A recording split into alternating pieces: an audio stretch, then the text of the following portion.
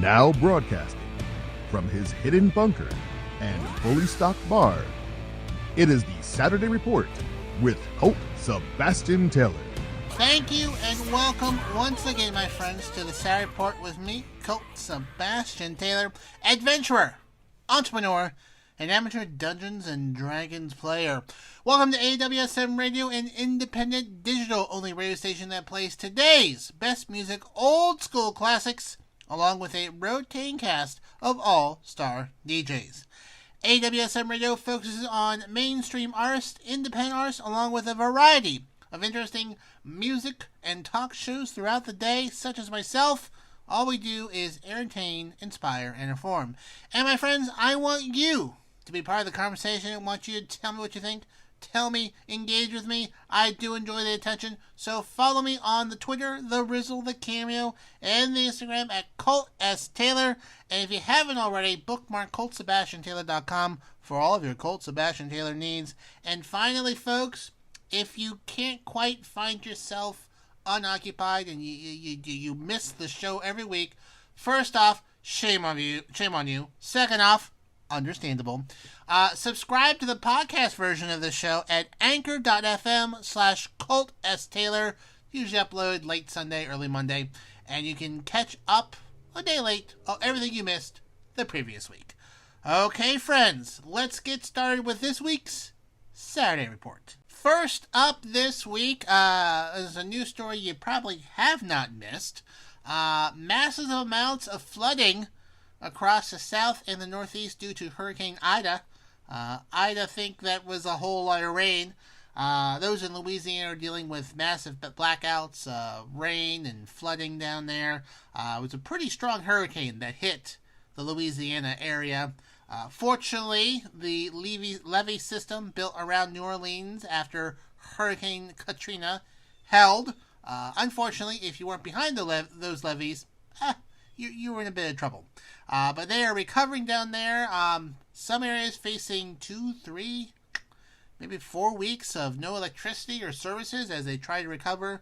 Up where I live, up here in the great Northeast, we had a ton of rain. So much rain. Historic amounts of rain. Like as much rain in a month over a 24-hour period. Now, fortunately, fortunately where I live, the predictions had the heaviest rain, not where I live, but a little bit east, and caused a whole lot of issues in this area. The Schuylkill River that goes through Philadelphia crested, if not the highest, the second highest crest of the river in over 150 years. So, a whole lot. The New York City subway system, I know we have a lot of listeners in New York City, got shut down because water was pouring into the subway tubes from the rain above ground. A huge amount of rain. City streets were turned into rivers. There was sinkholes everywhere. It was a ton of rain. Now, I'm a bit of a weather nerd, as you may know. And during the weather alerts, there were 2 alerts that were rarely issued. A flash flood emergency, and then I saw a tornado emergency issued. Now, in weather, you usually have watches and warnings. Tornado watch, tornado warning, severe thunderstorm watch, severe thunderstorm warning. An emergency is a notch above warning. Emergency is, hey, this is bad. This is like real bad. This is like life-threatening bad. So there were multiple flash flood emergencies, which were saying there's flash flooding. We're doing river rescues. Our resources are stretched to the max. Don't do anything. Don't go outside. And then a tornado emergency is when there's a large confirmed tornado heading towards a heavily populated area that could cause a ton of damage. They issue those. So usually those don't get issued where I am at all. In fact, they did a prediction map beforehand, and they highlighted a big area in purple in terms of like chances of flash flooding are over 50%. They don't use that color very often either, like maybe once every 2 or 3 years. So it was a severe dumping of rain out here. Fortunately, I live up on the high ground, so I don't. I'm if my basement is flooding, the entire East Coast has been devastated. Where I live, many roads were closed this week for a day or two because the water was just flowing over it. I knew numerous friends in Philadelphia and New York were dealing with water, a lot of water, and hopefully, fortunately, next few days will dry out and people will get back to normal. But over 40 people have died in the storm between Louisiana and the Northeast with the rain, the wind, and even in this area there were multiple tornadoes spun off from this tropical system, much like there were about 2 or 3 weeks ago. So a lot of damage and whatnot. But fortunately, where I live, everything's pretty good. Had a few roads flooded out, but those roads tend to flood out. Not regularly, but like, oh, it's flood. Time to turn around. I went out on Thursday. To go get a late night roast beef sandwich. Police everywhere. Like, oh no, what happened? Oh, they're blocking off all the roads. Well, I'm glad they're there. No one going through that and whatnot. But anyways, to all my friends out there, hope you're drying out. Just as a casual reminder, hurricane season isn't even in the good part yet, like where the really strong storms pop up. Like, remember Hurricane Sandy, Superstorm Sandy? Well, that was in October. We got some time to go. Keeping with hurricane news, a very bizarre incident happened during the reporting of it. An MSNBC reporter by the name of Shaquille Brewster was in Mississippi reporting on the beach about the hurricane when this guy in a white truck sped up onto the grass. The guy got out, started yelling at him to cover the hurricane accurately, and then got into his face about it and had to pull away because the guy was on camera yelling at him and whatnot about not accurately covering the hurricane. Like, imagine being so angry in life that your last straw is, oh boy, they are hyping up this hurricane entirely too much. 40 people have died. I'm going to go tell that reporter staring on the beach a piece of my mind. Well, as you may imagine, he was arrested. But here's the thing. This happened in Mississippi. He's from Ohio. And he was on parole and not allowed to leave the state. So, I mean, obviously this gentleman has made a many bad decisions in his life. Mr. Benjamin Eugene Dangley, age 54, committed a crime, wasn't allowed to leave the state, left the state, went to Mississippi, and, thinking to himself, need to make sure no one finds out I violated my parole by crossing state lines here. Oh, let me just pop on over and talk to this television reporter and have my truck that's clearly identifiable in the shot. So he's arrested. And he was arrested by U.S. Marshals, for that matter. And he's being charged with 2 counts of assault, 1 count of disturbance of the peace, and 1 count of violation of an emergency curfew. Bum, bum, ba-dum. So, he apparently was convicted in 2017 of vandalism, attempted assault, inducing panic, and was sentenced to 5 years probation and 30 days in jail, along with about $15,000 of fines. And if you're doing the math, folks, 5 years of probation, 17, 18, 19, 20, 21, he just didn't quite make it. Should have waited 1 more year to yell at a reporter. So, enjoy more probation and probably community service. I hope it was worth it there, Eugene.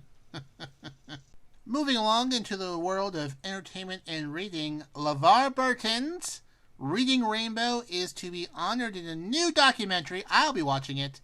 LeVar Burton hosts Reading Rainbow, very popular show, running for over 26 years. There are folks, okay, that grew up watching Reading Rainbow, and they were born after it first started. It is the most watched PBS program in the classrooms. It has won over 250 awards during its impressive run, and it's still doing shows today. It's pretty amazing. LeVar Burton has done an amazing job with that show. And, he has been mentioned to take over the hosting duties of Jeopardy! I myself would throw my weight behind it. If I can't do it, and I'd be a great choice for the host of Jeopardy! It obviously should be Mr. LeVar Burton. But it's going to be directed by Bradford Thompson and Brett Whitcomb. The duo behind Glow, the story of the glorious ladies of wrestling, Jasper Mall, and also the show Jasper Mall. And it should be great. And LeVar Burton is very excited about this. In fact, he was talking about Jeopardy! And I will quote him here. He said, "Jeopardy! Is a cultural touchstone, and for a black man to occupy that podium is significant. Look, I have had a career for the ages. Roots, Star Trek, Reading Rainbow, won a Grammy, got a shelf full of Emmys. I'm a storyteller, and game shows are tremendous stories. There's a contest, there's comedies, there's drama. You don't know your stuff on Jeopardy! You're sunk in a full view of the nation. The stakes are high. I love that." So stay tuned. Stay tuned for the Reading Rainbow documentary. If you're on Twitter, tell the Jeopardy! Folks to hire LeVar Burton.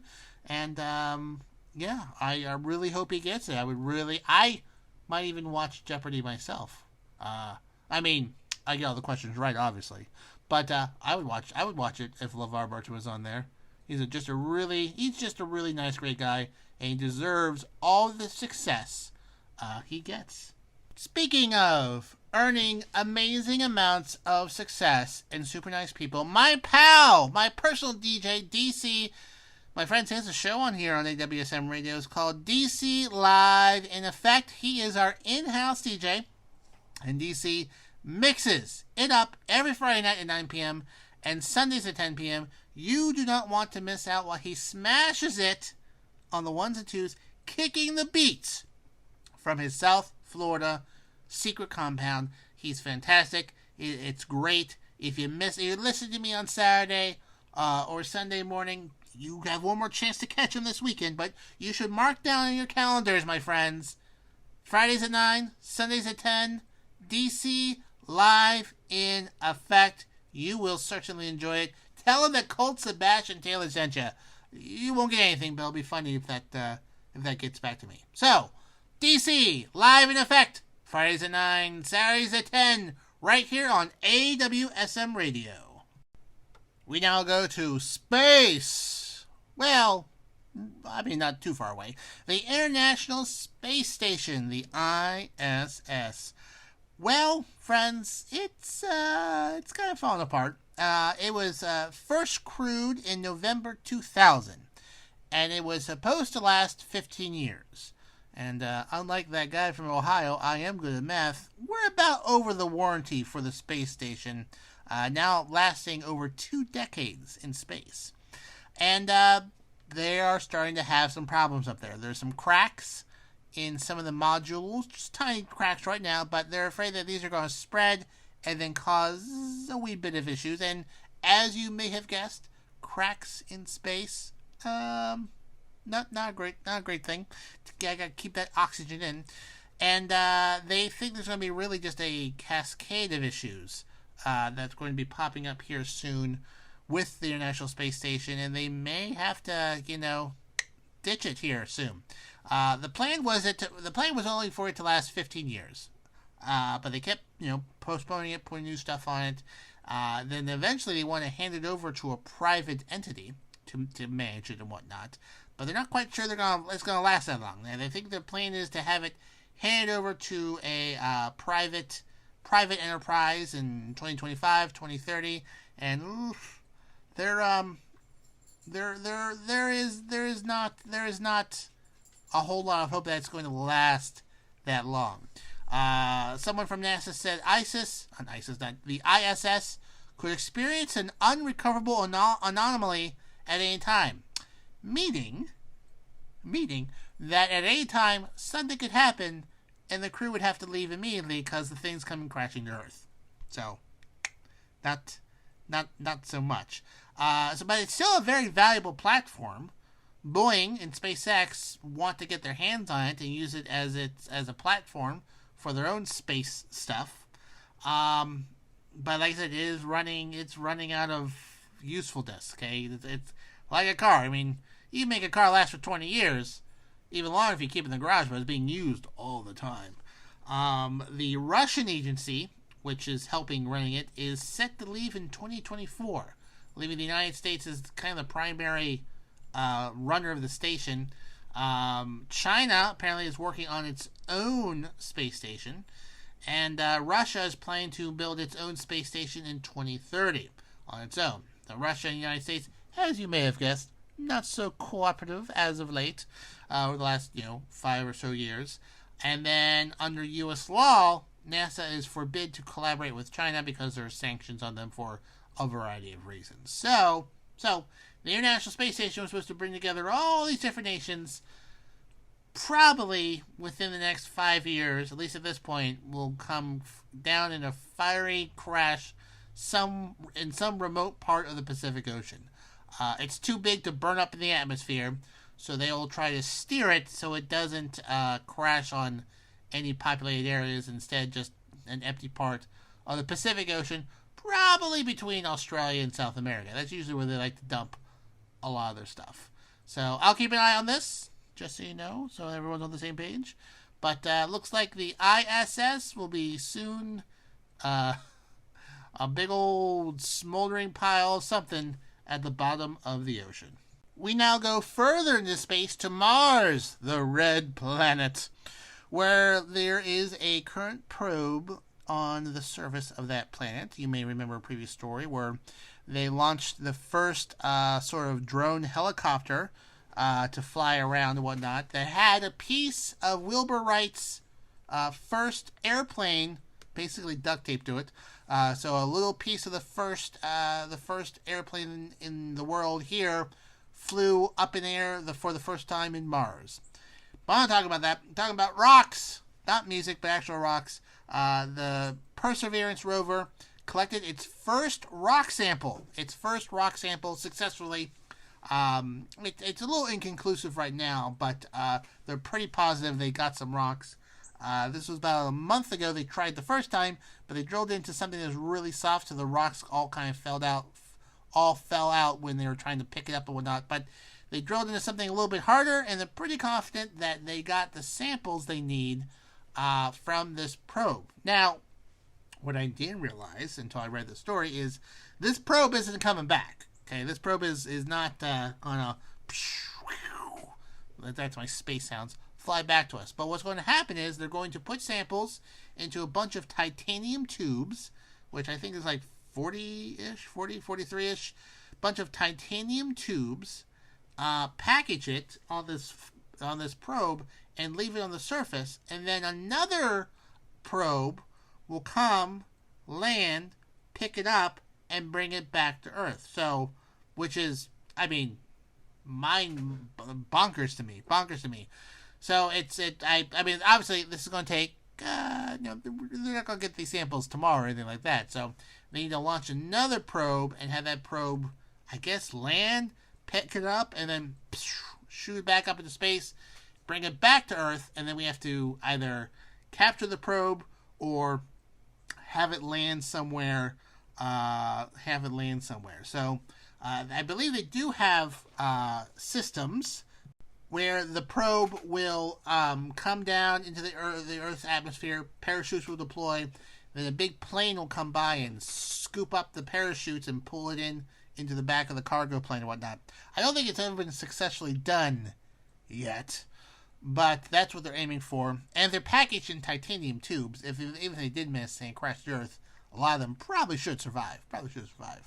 But that's pretty amazing. I think it's pretty amazing. They're going to send something to scoop it up and bring it home later this decade, apparently. So, like I said, nothing is going there right now. I don't think they even have it designed or ready to go yet. But once it's ready to go, they'll launch it, take a few months to get there, then bring it back to Earth. So, the Earth and the Mars aren't always next to each other. Okay, they orbit the sun at different speeds, as you may imagine, And there's only certain times during the year or certain times during, there's only certain times during the year when it's advantageous to send a probe to Mars. Like there are times where, Mars is on one side of the sun and we're on the other side of the sun.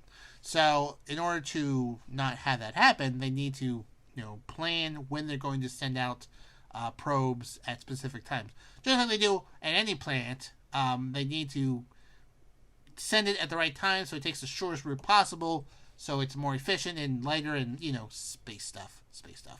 But anyways, coming later this decade, Mars rock samples to be picked up by another probe. Pretty crazy stuff.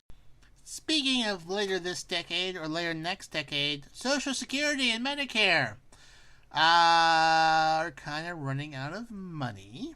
Apparently, Social Security will be unable to pay full benefits starting in 2034, which is just a scant, 13 years from now.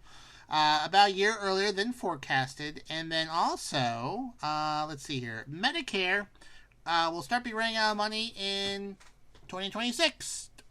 Just a scant 5 years from now. As of course, this is all pandemic related. Social Security and Medicare are paid through payroll taxes. And as you may have noticed, last year there was massive amounts of unemployment. So there wasn't money going into the coffers. And then also, the birth rate went down because people were not having babies during the pandemic, as you may have noticed. And why does that affect things? Well, Social Security and Medicare are paid by, young workers. And there can't be young workers if there's no young teenagers and then no babies, basically. So the pandemic has taken a hit into the Social Security and Medicare funds and whatnot, and they're running out of money sooner. Now, this thing of running out of money has been a thing for, I feel like, at least 2 decades. I mean, even Al Gore was talking about a Social Security lockbox and how keeping the money in the lockbox. So, I mean, yeah. With that said, I mean, there is lots of money there, but, the government keeps taking the money out of there to spend on other things, and they put big old IOUs in there, and hopefully they pay up, because come 2034, I'm still working. I have not hit the lottery yet. I should play today. Anyways, what would be a good... I have to play my lucky numbers. 1, 2, 3, 4, 5, right? How hard could it be? Anyways, experts aren't quite sure how they're going to deal with this. Obviously, you need to get more money in there somehow, which means more taxes, or giving your grandmother less money to work with. Those are basically the only 2 solutions you have. Not everyone can win the lottery. So, my almost retired friends, best be planning. And for those young couples just starting out in life after college, have lots of babies so you can help future old people like me not run dice games in alleys to pay for my medication. And old Colt Sebastian Taylor with his gray beard with the clickety-clacks. I mean, that's worth the price of admission right there. Although Social Security is predicted to start to run out of money come 2030, whatever, what will never run out of being amazing is my friend Rox, because she hosts the Rock Sessions, is a drive time show we have here at AWSM Radio, making sure your evening commute home is fun, featuring the hottest music on the charts and some other surprises in between. She will make it rock style, not just Monday, not just Tuesday, but Monday, Tuesday, Wednesday, Thursday, and Friday from 5 p.m. to 7 p.m. right here on AWSM Radio. Come 30, 35, 30, 40, 30, whatever, when we're all in flying cars, my pal Rox, looking exactly the same today as she will in the future. She's timeless. will be there for you Monday through Friday, 5 p.m. to 7 p.m. right here on AWSM Radio. Listen to, my friends, the Rocks Sessions. However, what will have to be put on hold, friends, unfortunately, is Kiss.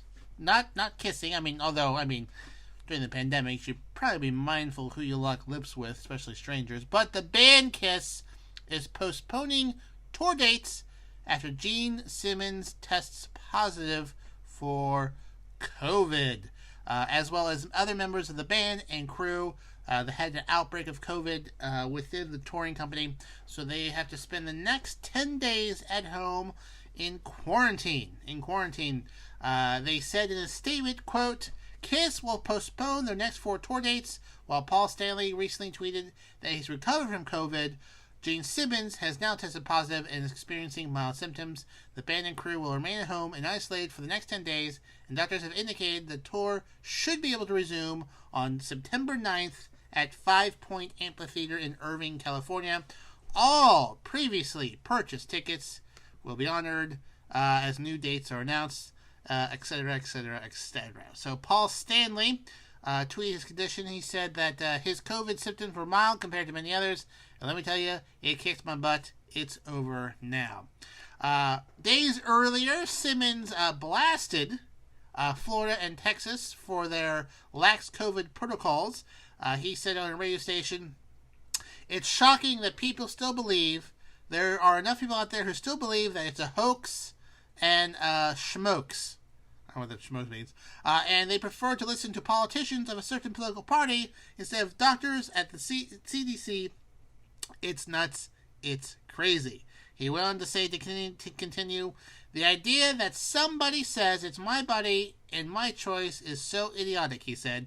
It is not your choice. It's not your body when you come to the red light in your car. You don't have to go right through it just because you feel like it and you don't tell me what to do. And here's why. Because the rest of the road goes on green and stops on red. Just because you feel it's your right doesn't give you the right.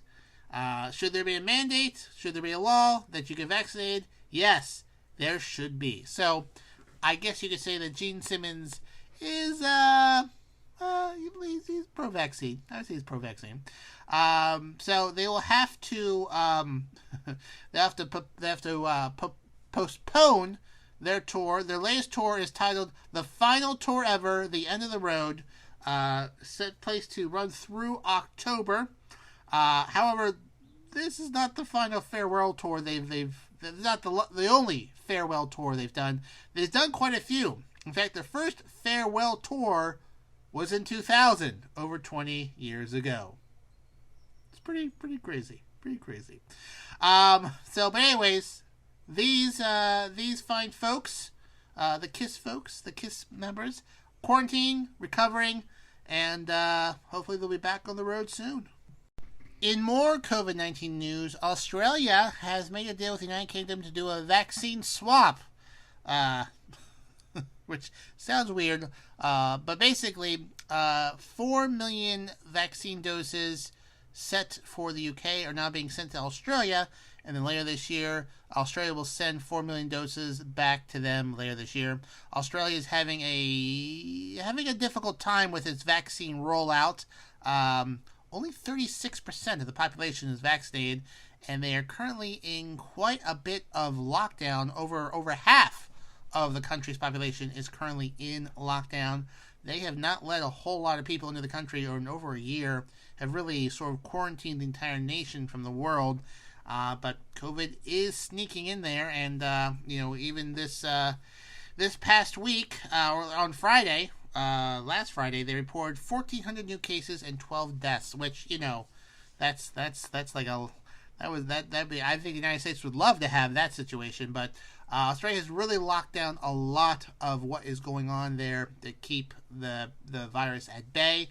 I actually have a friend in Australia who, my pal in Rizzle. Apparently, you cannot spend more than, 2 hours with people outside in 5 households. So basically, people from 5 houses can get together and hang out in a park for 2 hours, and then they gotta go. They gotta go back home. And then they're deploying police to arrest people who are violating these curfews and whatnot. And of course, there's a lot of protesting and people throwing around historical terms like they know what they're talking about. But it's a pretty strong lockdown there to keep that at bay. Here in the United States, I don't think we're ever going back into lockdown. Unfortunately, I'm sure once people are being lined up in the streets on oxygen, they might think otherwise. But we're certainly getting close to that point there. Things are not great here in the United States. But in Australia, they're getting a new round of vaccines. In fact, my friend, hello, Helena. Hello. I don't know if you listen, but you should, Helena. She is getting her first dose next week. Her first dose. And it is September, my friends. I got my final dose in March. So Australia's having a very, very slow rollout there.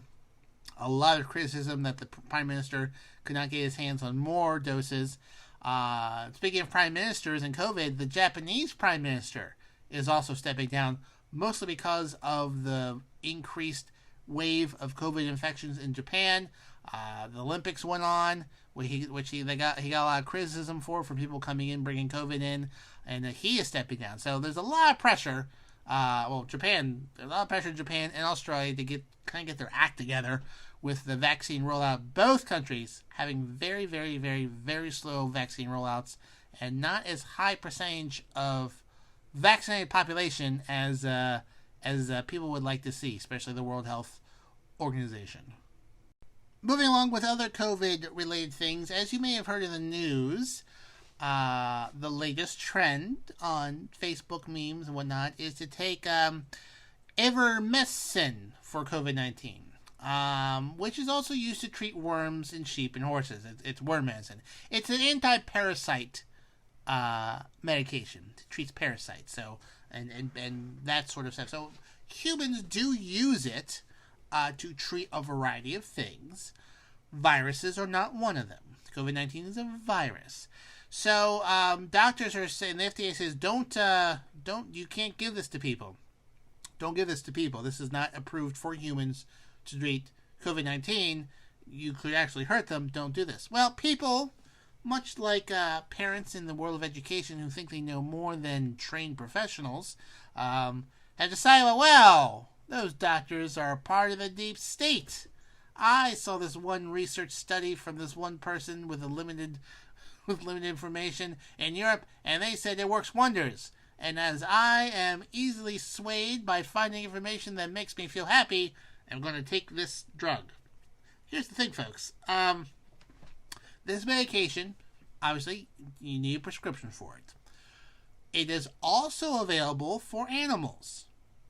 You do not need a prescription for this to animals. You just go to a feed shop in a rural part of the state, and you can pick it up so you can treat your horses and your sheep for worms and whatnot. And it has gotten so bad that these stores need you to bring in a picture of your horse or you on your horse to prove you have a horse. Otherwise, they will not sell this drug to you. Now, to me, I feel like there is a very entrepreneurial person who will be selling photos of you sitting on a horse for $100. It'll probably make a few $1,000s before they figure out that's the same horse. But, so the MAA, the American Medical Association, along with the Pharmacists Association, along with the American Society of Health System Pharmacists, have all said, don't do that. Don't do that. I mean, it's being tested. Sure, people are curious, but there's a reason why they test things before they let things go up. Just like the vaccine. They didn't say, all right, have at it with the vaccine. They said, you know what? We need to test this first because, science and medicine. But people are going out of their ways because they can get their hands on this relatively easy. And it's causing problems. There has been a significant increase of poison control calls of people taking horse dewormer. Now, it kills parasites, okay? There are bacteria and parasites in your body, in your gut. They help you make food into energy, and what's left into poop. And you know what happens when you mess up that gut parasites, those gut bacteria? You get diarrhea. You get uncontrollable diarrhea. You poop your pants. You poop your pants. So there are a numerous amounts of people online asking, should I be pooping this much? What adult diapers do you recommend? Why am I pooping myself so much? Because they're giving themselves basically horse doses of this medication. I mean, I don't feel that bad laughing because these people are just clueless. But, you know, I mean, the instructions on this aren't for humans. The instructions on these boxes are for horses. So they're probably trying to calculate, okay, this is for a 500-pound horse. You know, I'm $150, so let me take a quarter of this. And then it's just not working. Not working. Holy boy. Oh boy. So, also, you know, if you overdose on this medication, I mean, yes, it's going to cause nausea, vomiting, and diarrhea. Also, hypotension, low blood pressure, neurotic effects, including decreased consciousness, confusion, hallucinations, seizures, coma, and, if you overdose on, and death. So, don't have a tombstone of here lies Jake Thompson, died by taking horse dewormer. Okay, may it be useful in the future. Sure, fine, fantastic. If it is, sign me up. But let's let non-Facebook memes figure this out first.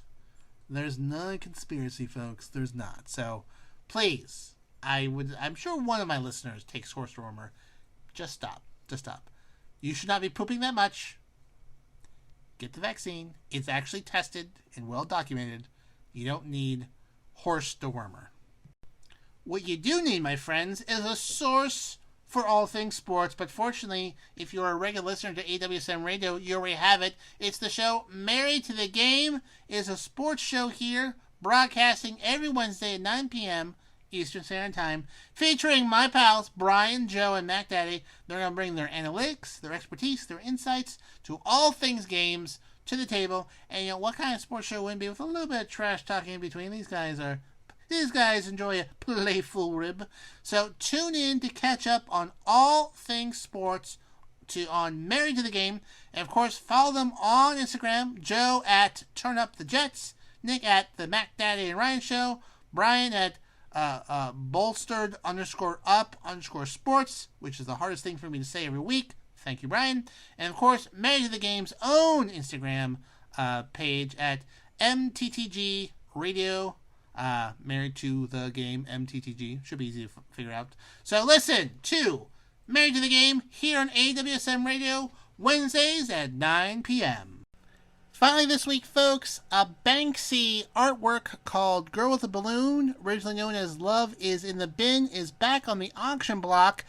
This is the painting that about 3 years ago was auctioned and then partially shredded by a hidden shredder that Banksy put into the frame. It was supposed to shred the entire painting after the auction, but it malfunctioned, so about half the painting is hanging out of this frame. But that painting, with it half shredded, is going back up onto the auction block and expected to fetch over $8 million. I don't know if the shredder will turn back on, but I guess we'll all have to wait and see who buys this piece of artwork. Well, my friends, that just wraps up this week's Saturday Report with me, Colt Sebastian Taylor. Thank you so much for joining me here today. Remember, you can find me on the Twitter, on the Rizzle, on the Cameo, on the Instagram at Colt S. Taylor, and then be sure to bookmark ColtSebastianTaylor.com, and then subscribe to the podcast version of the show at Anchor.fm/Colt S. Taylor. You can always use some more subscribers. So, hope you enjoyed this weekend. Hope you're dried out and safe wherever you are. And if you're buying the Banksy frame partially shredded photo, painting of his, check it for hidden shredders. There might be some more in there. Until next time, my fantastic friends, I'm, of course, your friend, Colt Sebastian Taylor, and I'll see you later.